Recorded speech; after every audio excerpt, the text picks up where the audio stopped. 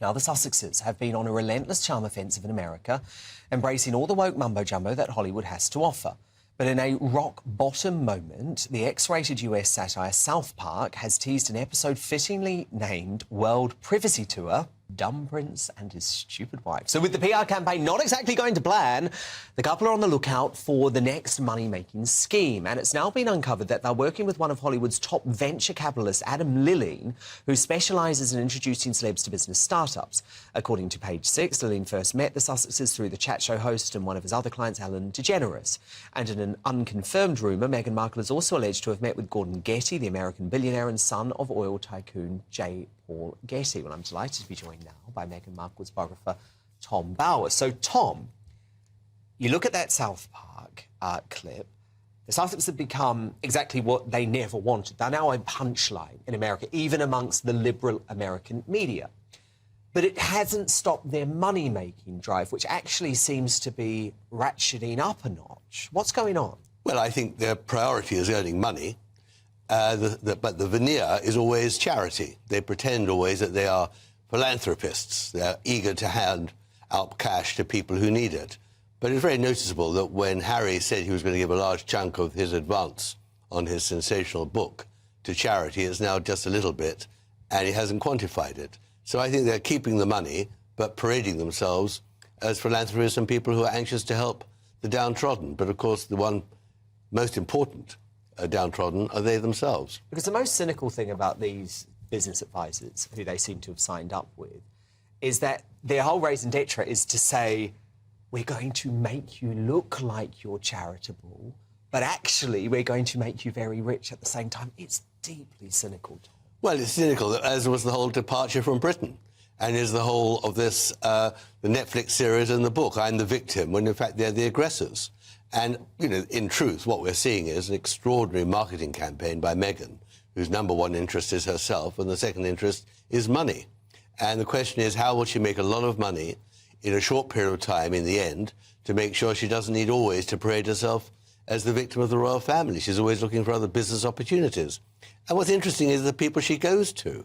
Who is going to maximise Meghan's popularity? Who's going to make her really big and very rich? And she's, I think, very shrewd and clever in that. She's always looking for opportunities and for people who can help her.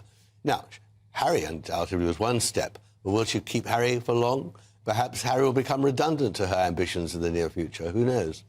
But you think this is about the couple saying, we know that this is peak money-making time. We want to be able to maintain this new lavish lifestyle for the rest of our lives, so we have to make a lot of money and fast. And maybe someone like Getty, who Meghan was apparently meeting up with, maybe she's going to get advice from him on Well, that. not really advice and money, but, I mean, you know, what's terrible for the Sussexes is they haven't got really that much money compared to the other A-listers. I mean, if they've got $20 or $30 million amongst the A-listers who are billionaires, that is just a day's or a year's expenditure on food and living. So they want more. So, of course, they're poor compared to their neighbours. And Meghan feels that more than anything. That is, after all, why she was so dissatisfied with Frogmore. She wanted a palace, not 5 cottages knocked into a sort of small home in Windsor. So she's really looking for the big time. The question is whether Harry appreciates that, whether he really wants to go along that ride. Is he really so money-oriented as she is? I mean, she only sees dollars everywhere. She only sees zillions. She wants to ride in the big Cadillacs, the private jets on command. At the moment, she has to scrounge for those sort of things.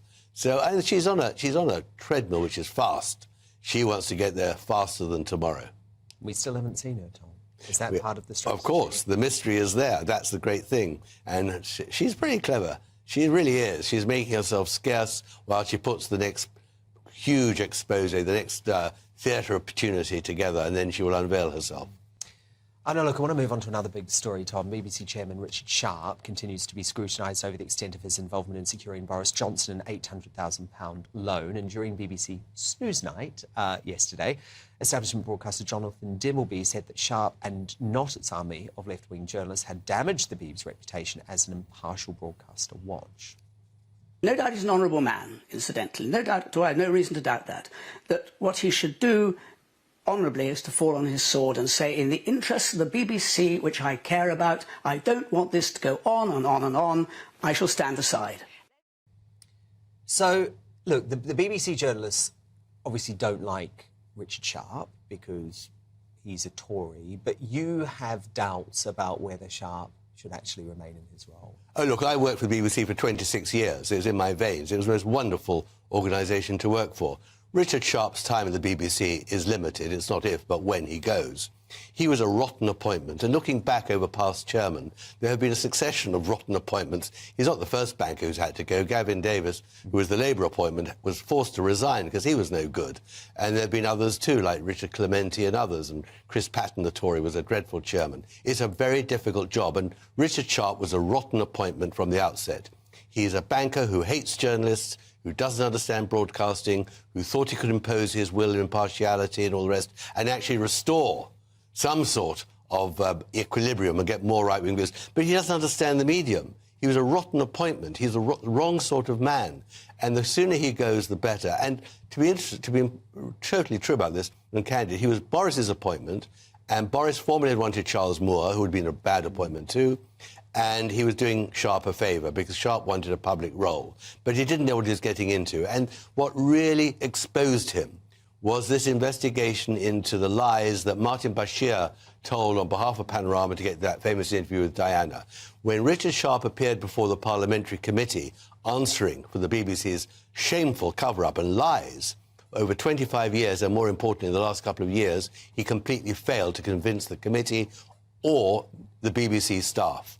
And that was when the rot began to be sown, because he went along with what was a whitewash by a judge about what the BBC had done recently to cover up the cover-up.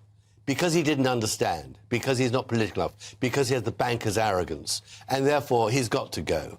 The Tory government must now appoint somebody who understands journalism, who understands broadcasting, who has an empathy with the staff, and most important of all, who the staff respect. So and your the appearance isn't that it's a political appointment, it's that Richard Sharp didn't actually have the skills required to be chairman. Well, he was appointed by Boris as a favour, and that was a terrible mistake. And he's been exposed, because what these people never understand is they may be giants at Goldman Sachs or in the city, but once you get such a high-profile job as chairman of the BBC, then you're there for the taking by the staff if you get it wrong. And Sharp has got it majorly wrong, so he's got to go.